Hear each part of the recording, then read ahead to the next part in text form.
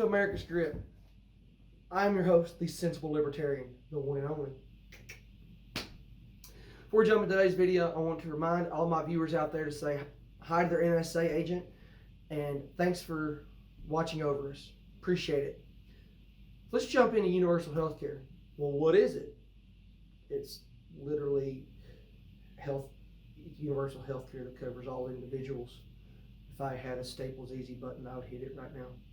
That was easy. Universal healthcare, in theory, sounds great.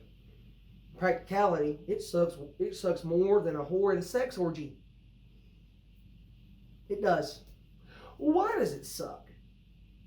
Because at the end of the day, someone is always getting screwed.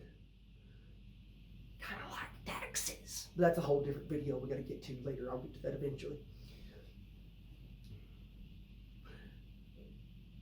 And see, more often than not, it's little guys like myself ends up getting screwed because the government is going to tax our asses off to pay for it.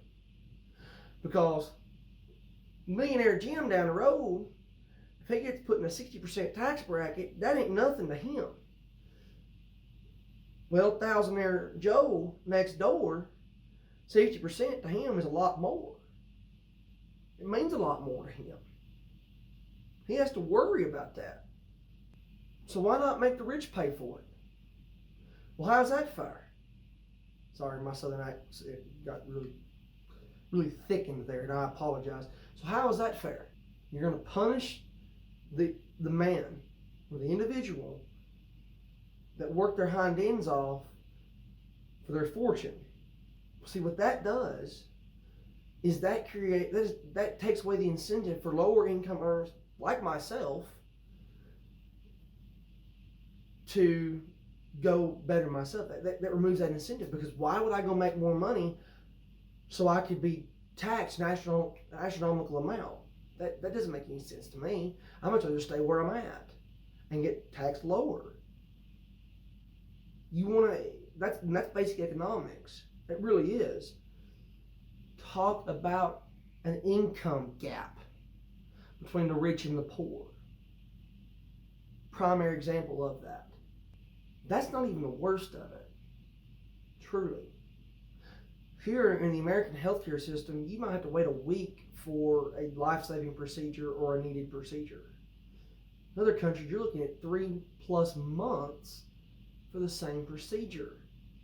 What about countries like Denmark, Canada, Britain, Sweden, the Nordic countries? In Canada and Britain, just throwing some random countries out there that I know for a fact has universal health care, that shitty ones at that. In 2000, according to FraserInstitute.org,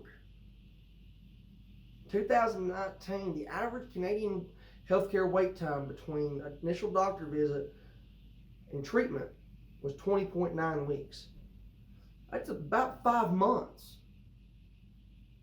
What? That's nuts. My next point that I'm going to make in this video, you're telling me, as an American, that you trust the government to responsibly manage your health care when they can't even properly manage our budget, our national budget. We have an approximate annual GDP, gross domestic product, in this country of $16 trillion a year. We are over $20 trillion in debt. They can't even manage $16 trillion properly.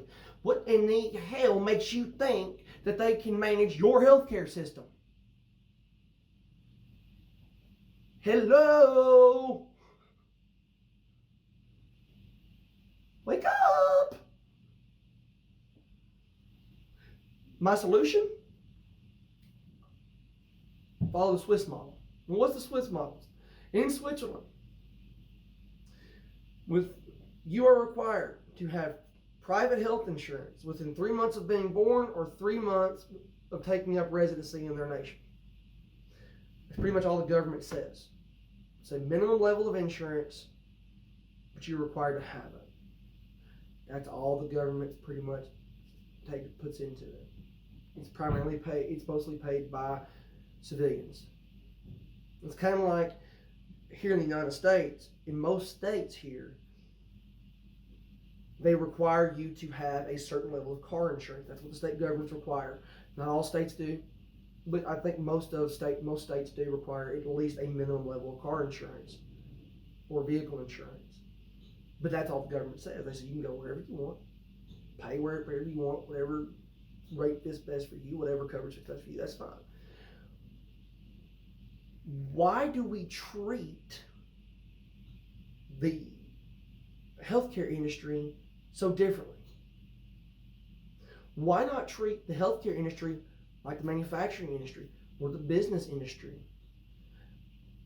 Get the government out of it, because obviously they are ineffective at most things that they manage, and let capitalism reign supreme.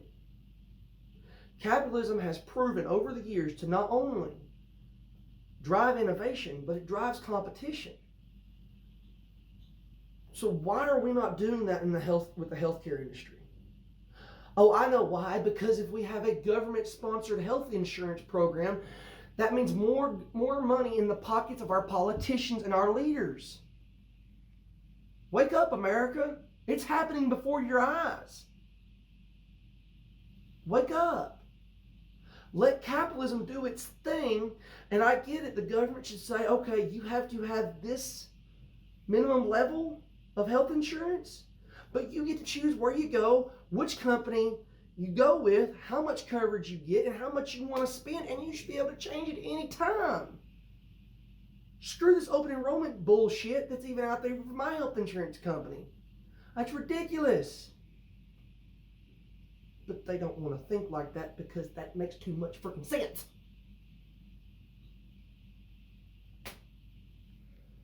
Oh.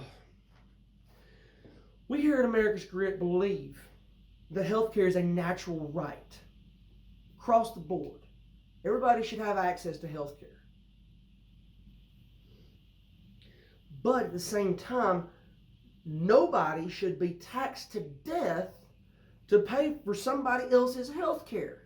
I wish in the United States we would take plays from other countries' playbooks and make it our own. These solutions that Americans, and especially American politicians, are coming up with now are absolutely freaking ridiculous. They want to be more complicated so they can get more money out of your pocket into theirs. That's ridiculous. Wake up, America. It's time to think sensibly and logically. It is time. Thank you for watching America's Grit. Again, I'm your host, Sensible Libertarian. I will see you next week here on America's Grit. God bless you. God bless your families.